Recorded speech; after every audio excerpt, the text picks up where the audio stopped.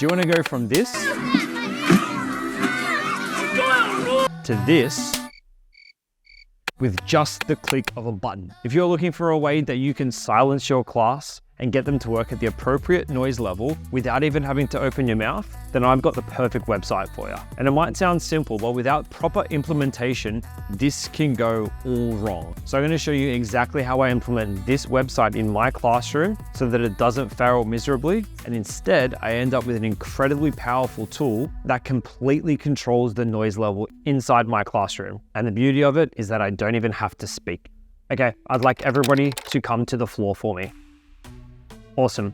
So what I've noticed is that yesterday when we did this activity, I found that the noise level was far too much. Okay, you guys are working in groups, so there is going to be a lot of noise, but we need to be able to control that noise level. So just now when I've sent you off to do the task, I noticed that we still had the same problems. There was still a lot of noise and a lot of chat, and it's a little bit hard for some people to concentrate if the noise levels gets too high.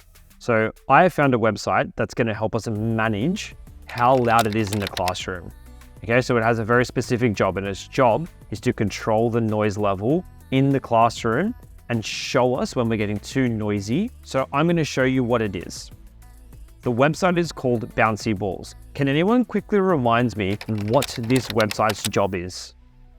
Awesome, that's right. Like I said, it's to help us control the noise level and make sure that it's at an appropriate level. So I'm going to show you what it looks like. I'm going to turn it on so that you can see what happens when I am speaking. Okay, so I'm going to turn it on. And already you can see that the balls are starting to move when I'm speaking. Now they're only moving very slowly at the moment. Okay, and that tells us that I might be speaking at an appropriate level.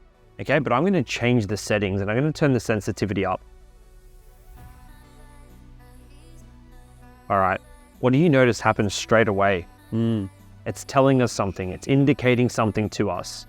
Okay, I'm going to turn it off so we can concentrate a little bit more. So it's still going to bounce because the sensitivity is still high, but this is what the website does. It is telling me that I am being far too loud, so I need to turn down my voice.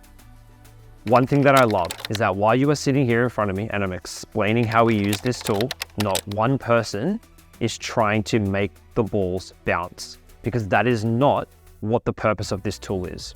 The purpose of this tool is to make sure our noise level is perfect.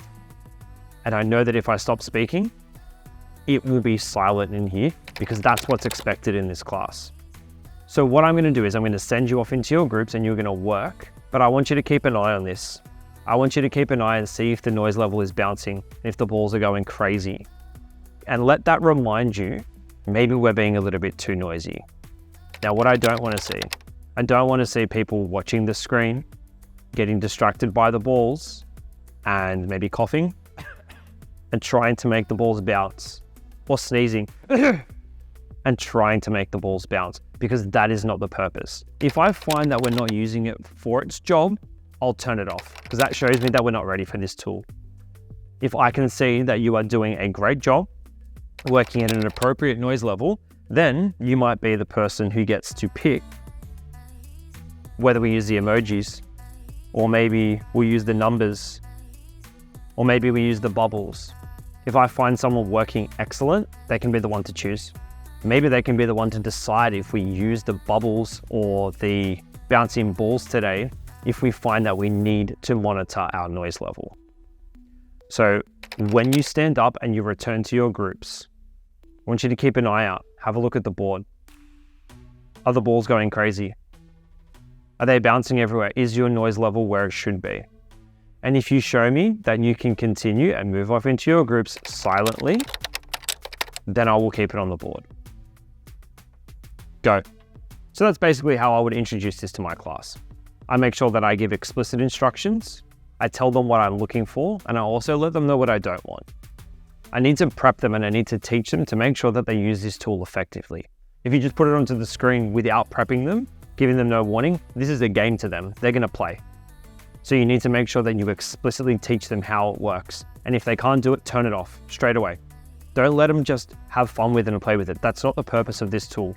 This tool is to monitor noise level. So let me know below in the comments, have you used this tool before? Or maybe you've used another noise level monitor inside your classroom. Was it successful? Did it work? Did it fail? What were some of the things that you noticed in your class? If you're looking for some other tools that you can use in the classroom, then click this video right here. Otherwise, take care and enjoy.